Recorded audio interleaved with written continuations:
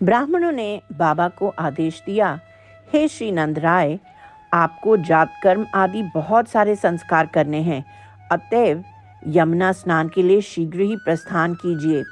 श्री नंदराय जी तो बहुत अच्छे तैराक थे।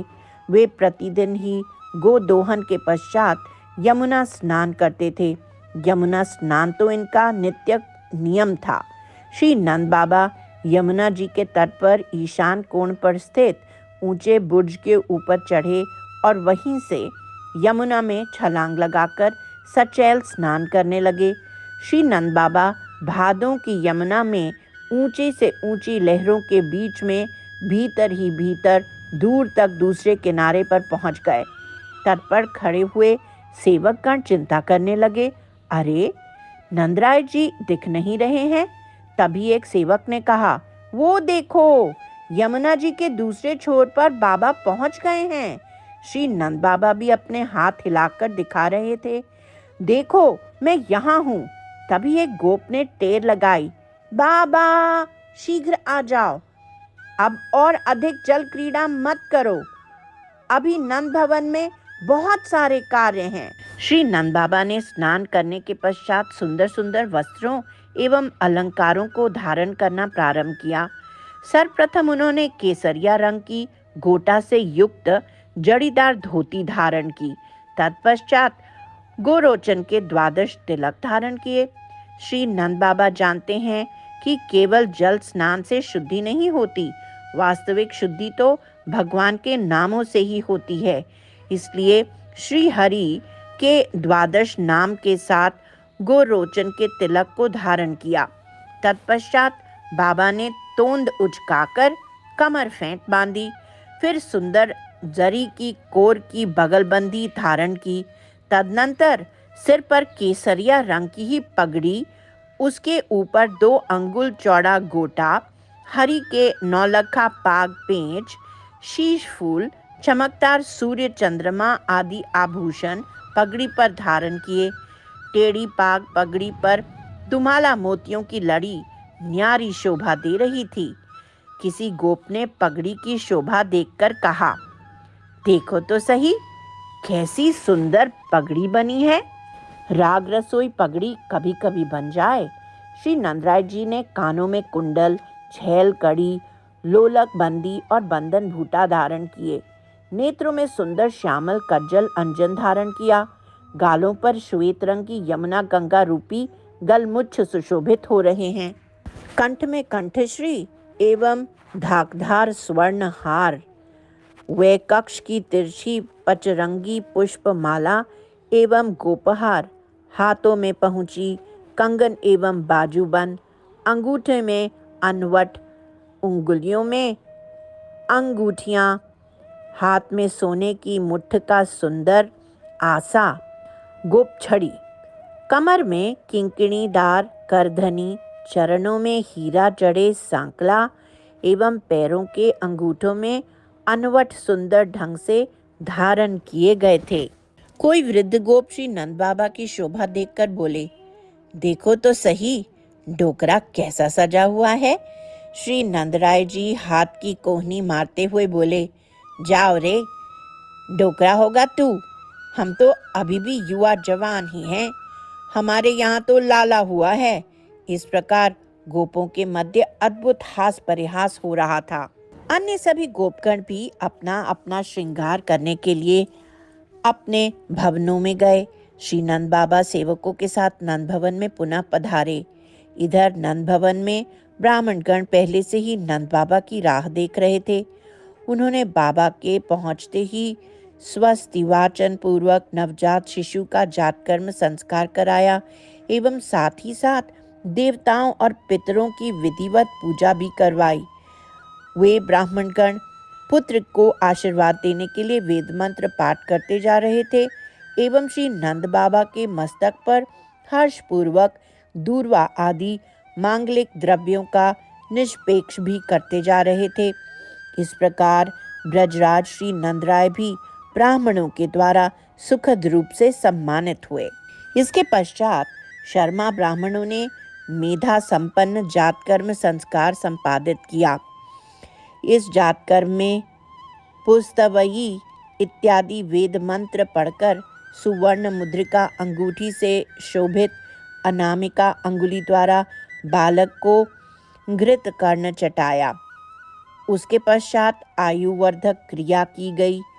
इस आयुष क्रिया में बालक के दाएं कान में अग्निरायुष्मान इत्यादि मंत्र सुनाए गए।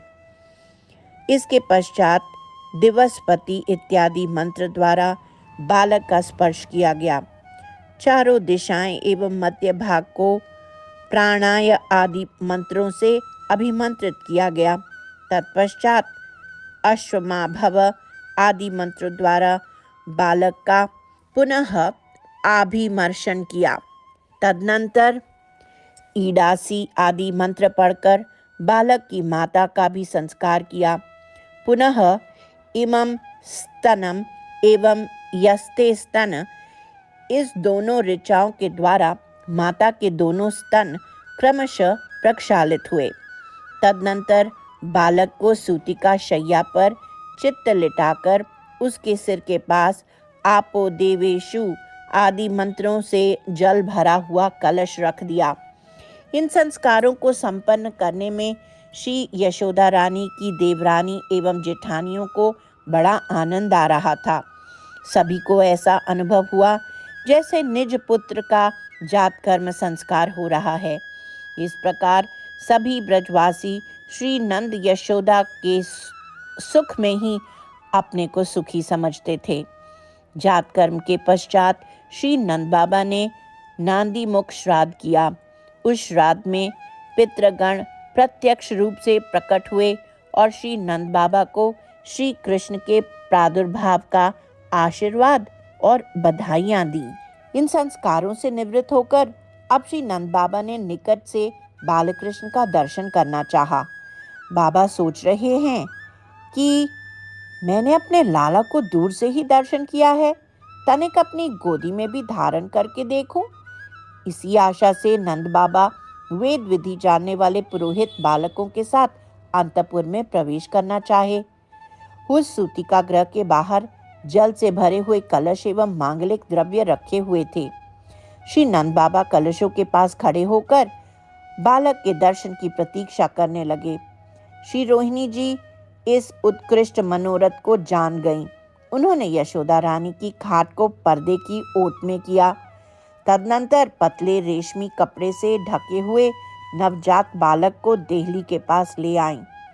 तभी नवजात बालक को दिखाने के लिए सभी भैयाओं की धर्मपत्नियां भाभियों ने कौतुकपूर्वक अलंकार एवं अमूल्य भेंट सामग्री नेक के रूप में याचना की। जब श्री नंदराय जी ने नेक देने की प्रतिज्ञा की, तब उन्होंने बालकृष्ण का दर्शन कराया। श्री नंद बाबा ने निज पुत्र का दर्शन करते हुए अनुभव किया कि इसको तो कोई शोक ही नहीं है, इसलिए यह तो आनंद स्वरूप ही लग रहा है, अथवा यह तो नव नील कमलों का स्वामी है एवं अति दुर्लभ कोमल एवं निर्मल कांति युक्त है। बालक के प्रत्येक अंग इतने सुंदर लग रहे हैं मानो विश्वकर्मा ने स्वयं अपने हाथों से इस नीलमणि रूपी बालक को तराशा हो। इसके नेत्र युगल तो श्री लक्ष्मी जी के कर पल्लव में स्थित श्वेत कमलों से भी अधिक निर्मल हैं।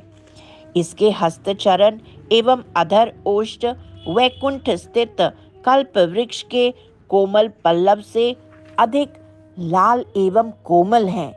इस बालक के जन्म के साथ ही कितना सुंदर झबला धारण की हुई है। इस प्रकार से देखते हुए श्री नंदराय जी ने अपने नयन जल रूपी दुग्ध द्वारा बालक का अभिषेक कर दिया और कुछ समय तक विस्मित होकर जड़ वृक्ष की भांति खड़े रहे। यद्यपि निज पुत्र को देखते हुए श्री नंदराय जी के हृदय में बहुत से भाव उठ रहे थे, तथापि ब्रजवासियों ने तो उनमें जड़ता का ही दर्शन किया। कुछ देर पश्चात नंद बाबा ने धैर्य धारण किया। तब श्री उपनंद बाबा की धर्मपत्नी श्री तुंगी जी ने उनकी अभिलाषा जानकर नव कुमार को उनकी गोदी में अर्पित कर दिया। जब श्री यशोदा मैया को यह सूचना प्राप्त हुई कि लाला ब्रजराज की गोद में है, तब उनके श्री अंग में वाष्प, रोमांच, स्तब्ध आदि अष्ट सात्विक भाव स्वतः ही प्रकट हो गए। श्री बाल कृष्ण लाल की जय, श्री गोकुल धाम की जय।